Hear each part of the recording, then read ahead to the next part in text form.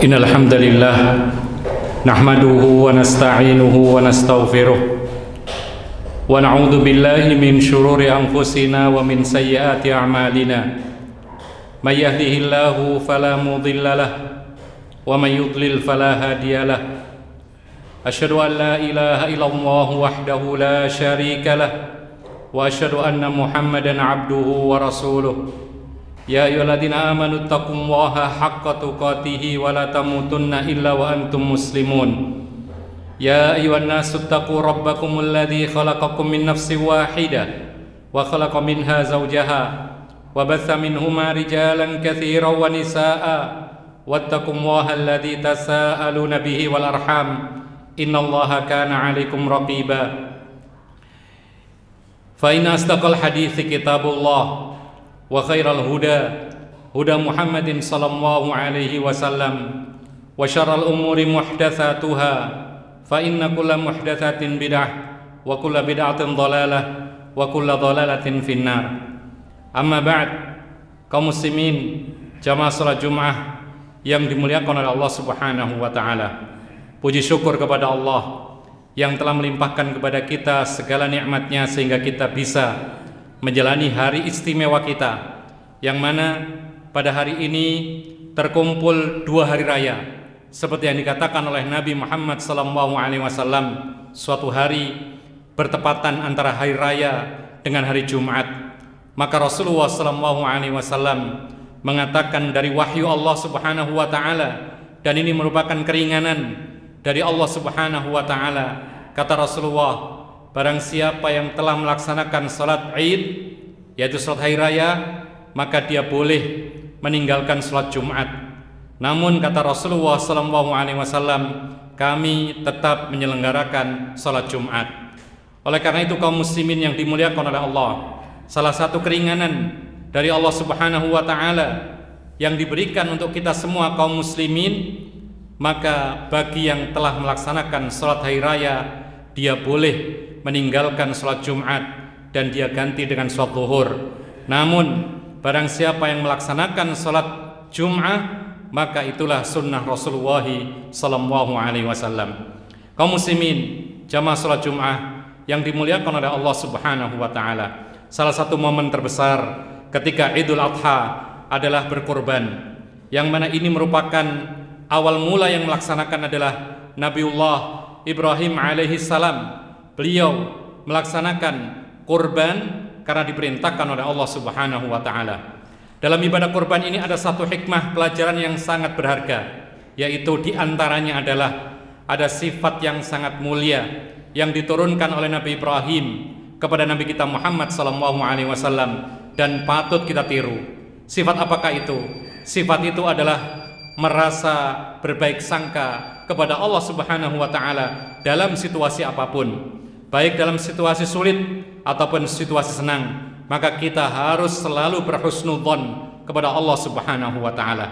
Mari kita melihat bagaimana Nabi Ibrahim alaihi salatu wassalam tatkala umatnya menyekutukan Allah, menyembah berhala, bahkan ayahnya sendiri adalah penyembah berhala dan pembuat berhala, tapi Allah Subhanahu wa taala tetap memerintahkan kepada kaumnya untuk diseru kepada tauhid, penyembahan kepada Allah Subhanahu wa taala. Maka secara hitungan logika tidak akan mau mereka ini masuk ke dalam agama yaitu tauhid, tetapi dengan husnudzon Ibrahim alaihissalam tetap menjalankan perintah Allah, berdakwah kepada tauhid dan menyeru agar supaya meninggalkan semua berhala. Akhirnya Allah pun menolong beliau meskipun dia telah diuji dengan berbagai ujian, disiksa oleh pemimpinnya, bahkan dibakar hidup-hidup, tapi karena dia berhusnudzon kepada Allah, terus melaksanakan perintah Allah, maka Allah pun menolong, yaitu dakwah tauhidnya, sampai kemudian mereka-mereka yang beriman pun akhirnya menjadi kuat imannya.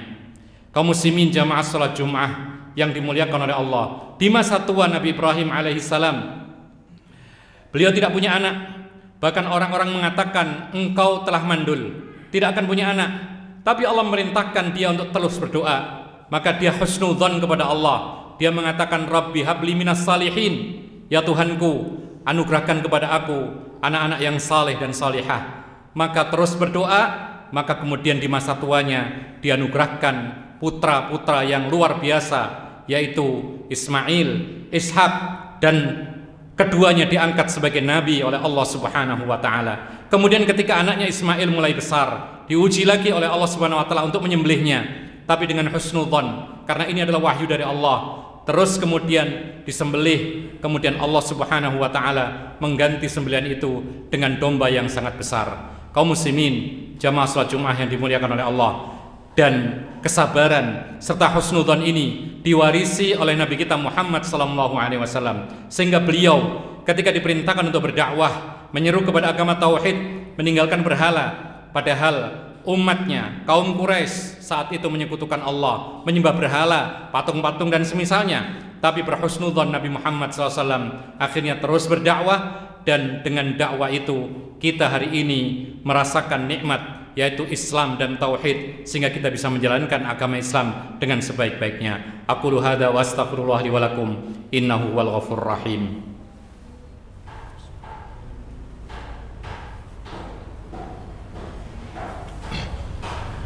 Alhamdulillahi hamdan katsiran tayyiban kama amar, wa nusalli wa nusallimu ala nabiyyina Muhammad wa ala alihi wa sahbihi ajma'in wa ala alihi wa sahbihi wa man tabi'ahum bi ihsanin ila yaumiddin. Amma ba'd, kaum muslimin jamaah salat Jumat yang dimuliakan oleh Allah Subhanahu wa taala. Sikap berhusnudzon kepada Allah Subhanahu wa taala, baik di masa susah ataupun di masa lapang, itu dituntut bagi setiap muslim dan muslimah. Oleh karena itu Nabi sallallahu alaihi wasallam pernah mengatakan, la yamutanna ahadukum illa wa huwa yuhsinu dzan billah. Kata Nabi sallallahu alaihi wasallam, jangan sampai di antara kalian meninggal dunia kecuali tetap berprasangka baik kepada Allah Subhanahu wa taala. Kenapa kita harus selalu berprasangka baik kepada Allah? Ingat, Allah Subhanahu wa taala telah menyatakan dalam hadis qudsinya, Nabi Muhammad sallallahu alaihi wasallam pernah bersabda, dari Allah Subhanahu wa taala Allah berfirman, ana 'inda dhanni 'abdi bi, in dhanna khairan falah wa in dhanna syarran falah. Kata Nabi sallallahu alaihi wasallam, Allah Subhanahu wa taala berfirman, aku, kata Allah, menurut prasangka hambaku, apabila hambaku berprasangka baik, maka dia akan mendapatkan kebaikan, dan apabila hambaku berprasangka buruk kepada aku, kata Allah, maka dia pun mendapatkan keburukan itu. Dalam segala hal, andaikan kita sedang dapat musibah, kita harus selalu berhusnudzon. Karena apa?